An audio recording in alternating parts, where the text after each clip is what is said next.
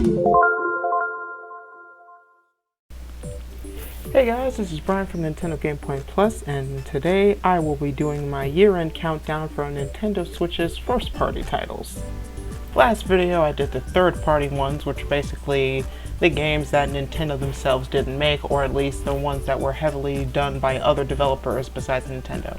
Today it's the first-party stuff all the way through. Let's not waste any time. Here are the top 6 Nintendo Switch games of 2020.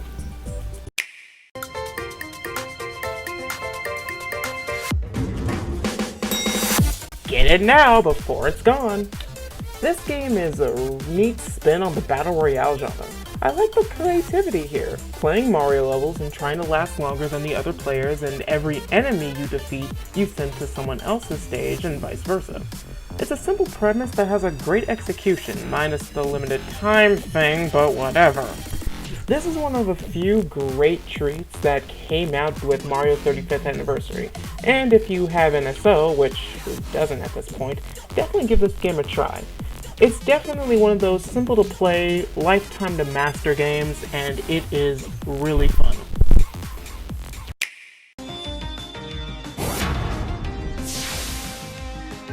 A fun Kirby version of Smash Bros. I was excited when this game was, announced, because I enjoyed the original 3DS games so much. Basically, it's a fighting game where you use Kirby's copy abilities as different fighters, and it's really cool. The sequel is more of the same, just on Nintendo Switch, but I really liked it. The battling is fun, the presentation is on point as always, and I really like some of the few new ideas that they had in this game, and overall, I just really liked it. Not much to say about this entry, but it was one of the favorites I had throughout in 2020. Yeah, I know, this game is just a port of the original Wii U game and probably shouldn't be a contender for this kind of list, but honestly, the new updates and features made to the game really helped give it a new life on Nintendo Switch. This is the first mainline Pikmin game I've ever played. The first was the spin-off Hey Pikmin, and I really enjoyed the game and start to see why it's a great series. The visuals in this game are beautiful, the creatures are unique and colorful, and the characters in this game are super likable and fun to see. Of course, you can't forget about the Pikmin themselves, who are just a delight to see in action and have such big personalities for little tiny creatures. And it is really devastating when you accidentally lose some on a mission. Honestly, I really start to see why the Pikmin series is really great after playing this game. And I really hope that Pikmin 4 thing is true. It might not have technically released in 2020, but it definitely made a big impact for me. Clubhouse Games, 51 worldwide classics. I finally learned how to play blackjack properly. This was a surprise hit to me. I wasn't expecting to pick it up at first, but after seeing some gameplay and hearing others' enjoyment of this, I thought I'd give it a try, and I was very pleasantly surprised. This reminds me of those Wii games by Touch Generations. It has a friendly atmosphere, and the games themselves are easy to play and get addicted to. From classics like chess and blackjack to new favorites I've never heard of like takoyaki and President. There's a great variety of games here. I also like some of the features they added, like taking multiple switches and setting up racetracks and slot cars or battle areas and tanks.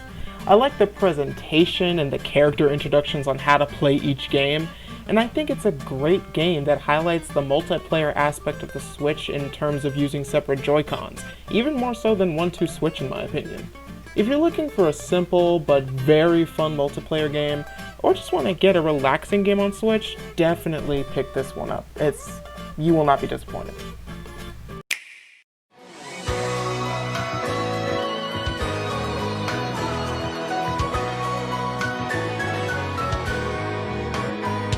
So far, this might be one of my favorite Paper Mario games.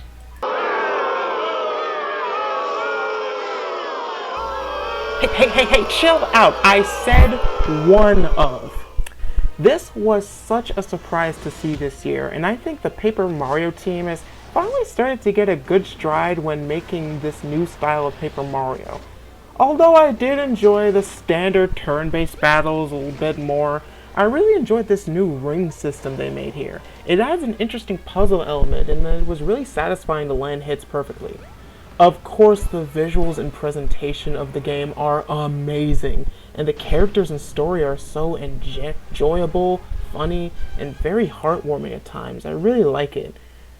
It might not be the 1,000-year door, but this is still a great Paper Mario game, and I recommend it to any Switch owner. Before I hit number 1, let's go through our honorable mentions.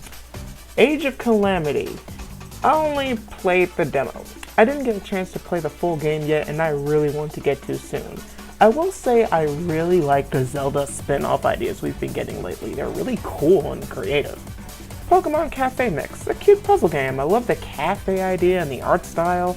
I just think the gameplay should be tweaked a bit because sometimes it's unfairly tricky, and I emphasis on unfair. The Pokemon and Smash Bros. DLC, really great DLC packs for Pokemon and Smash Bros. Ultimate that we got this year. I had a lot of fun with them. How did we get Steve from Minecraft? Super Mario 3D All-Stars. If it had a really cool update that sets itself apart from the originals, I would have made the list. For now, I just think it's a really great Mario 35th anniversary token. That's really good. Buy it now before it's gone. Jump Rope Challenge. This is just adorable. That's it. Good job. This is a cool physics-based puzzler with a great art style. I love the little icon men running around and you have to do all these tricky things to get money, or at least waste money. I don't know. It's just super fun. I just didn't find it quite as memorable as some of the other games on the list, as in I had to remember it existed at one point. Not that it's bad, it's just I kind of forgot about it. It was released so early in the year. No friggin' duh.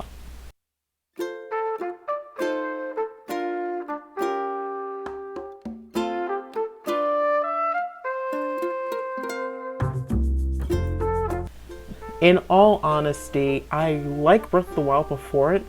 I honestly didn't know if I was going to get this game. I never played a game in the Animal Crossing series before, sans the one spin-off. Jeez, what's with me and spin-offs? And I thought I wasn't going to enjoy this game, as I'm not really into simulation games. I'm very happy to say I was wrong. This game is great. The atmosphere, tone, visuals, and gameplay of this game are amazing. Whether you visit your island every single day or a couple times a month, every time you check into your island, you find a new project or fun activity to do. I found it so fun to collect different bugs, fish, redesign my home, hang out with different villagers, and connect to other islands to see what others have done. What I really love though is how accessible this game is to everyone.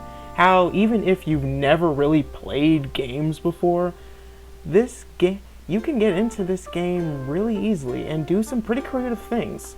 Most importantly though, this game makes me feel happy every time I play it. This game evokes a feeling of happiness that we all clearly needed this year. And I think the social impact of this game is just as important as the central gaming impact. So while it doesn't really have a big story mode or super detailed 4K stuff, it is a fun and enjoyable game that you need to add on your Switch, and is my #1 Nintendo game of the year.